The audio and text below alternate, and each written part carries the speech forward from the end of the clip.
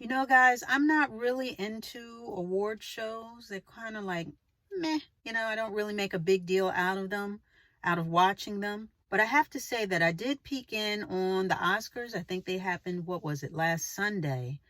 And I'm glad that I did. It was a big night for people of color, specifically Asians. So not only did Halle Berry pass the torch for Best Actress on to Michelle Yeoh, who I absolutely adore. I absolutely love her. She's an actress who's been in many, many films, and those who are familiar with martial arts films, she was in Crouching Tiger, Hidden Dragon, and a lot of stuff. So she won for Best Actress, first Asian woman to do that. And her speech was so uplifting and so inspiring. She talked about not giving up. Okay, that was a recurring theme, as well as don't let anyone tell you as a woman that basically your time is up, that basically you're over the hill, you're no longer needed, that you're past your prime. So that was really good, as well as Ke Huy Quan. He's an actor that is best known, well, he was a child actor. You may know him as, well, I knew him as Short Round from the Indiana Jones movies. I'm a big Indiana Jones fan. And he was Short Round in Indiana Jones and the Temple of Doom. And others may know him from the movie Goonies, and he's done some other things. But anyway, he won for Best Supporting Actor. And when I tell you, when he got up there, he was so excited, but he was so thankful. And he basically thanked everyone, and he talked about his journey from being basically a refugee, from being on a boat and coming from Vietnam, and how when he got to Hollywood, he was acting, he was doing his thing. But after a while, because he's an Asian actor and there wasn't a lot of opportunity for him as far as roles as an Asian actor, he found himself basically out of work as an actor. The roles dried up. So in the meantime, he did stunt work, and he even went back to school to study film. And so time passed and he still wasn't working as an actor. And, it seemed like maybe this wouldn't happen, but he never gave up. And month after month, year after year, for 20 years, I don't think y'all heard me, 2 decades, 20 years, he had been holding on to hope. And while he was trying to hold out hope, he had his wife in his ear telling him month after month, year after year, one day your time will come. I tell you, when he said that, woo, I have to tell you, that touched me right here. I mean, in the middle of my chest, that touched me, because she was so diligent in injecting hope and basically building him up and being that rock that he needed to keep on as far as encouragement. She encouraged him when he couldn't encourage himself. She was there for him. And of course, that paid off. It all came to fruition with him getting this role in the film Everything, Everywhere, All at Once, which also won Best Picture.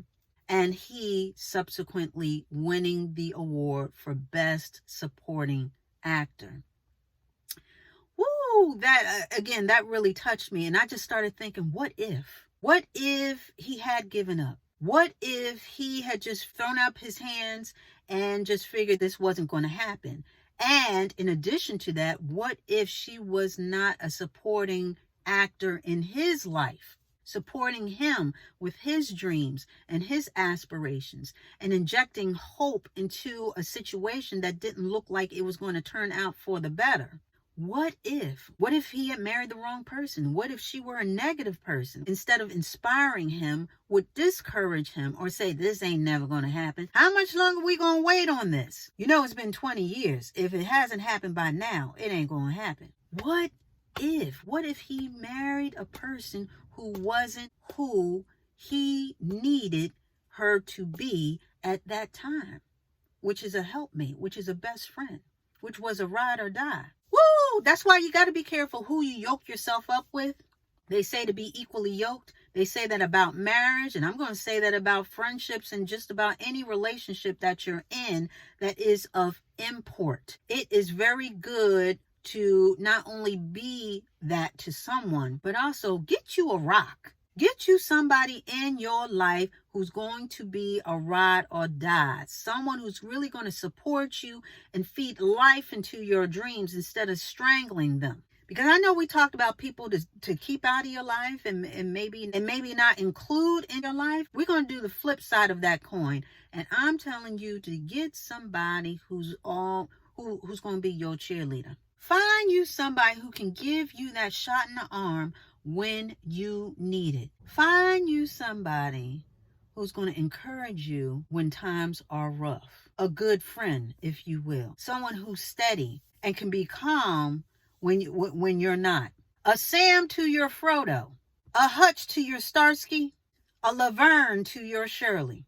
You get my drift. You find you a ride or die. Someone who's going to stick with you through thick and thin and help you get through it.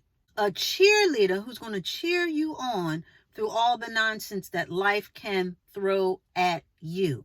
And I'm going to tell you this, sometimes you got to be your own cheerleader. And that's okay too. If you don't have anyone in your life right now or anyone around you that can encourage you, honey, encourage yourself. Be your own cheerleader. Encourage yourself. Get in that word. If you need to be reminded of who you are and who you serve, get in that word. Gird your loins with what he has to say and go forward with passion, with purpose and intent. And know that God got your back. And in knowing this, you know that no matter what, God will be your ride or die. That's what he's about. God will be that rock. God is that rock. He really is. So if you don't have anybody else around, don't worry about it. God will be just that. God is that. He is your comfort in the midst of the storm. When all looks hopeless, he will give you hope. You just get in that word and recognize what he says is true, apply it to your life, and go forward in confidence in knowing that no matter what, no matter who falls to the wayside and who you have in your life, that's not a comfort, that's not cheerleading you on. Just know that God will fill in those gaps. You know how they talk about seat fillers? You know, on different shows when there aren't a lot of people, you know, at the shows, they have seat fillers. Well, I'm going to tell you this. God will be your seat filler. God will fill in the gaps as far as any lack that you have in your life. So you can lean on him because he will be that rock for you. You can call on him anytime. He is accessible 24 hours, 7 days a week. He don't hang up on you. There is no call waiting. You will be put right through in your time. You just give him a call and he will answer. He is your on-time God and he will be your rock whenever you need it. So that's all I had to say. I wanted to come in here because, again, what he said, what he said touched me so. It really did. It really touched me because, again, it just made me think, what if he didn't have that in his life? Where would he be now? And what if he didn't believe himself? It's one thing for someone to encourage you, but you got to take that encouragement, believe it, and apply it to your life. So what if he didn't believe her encouragement?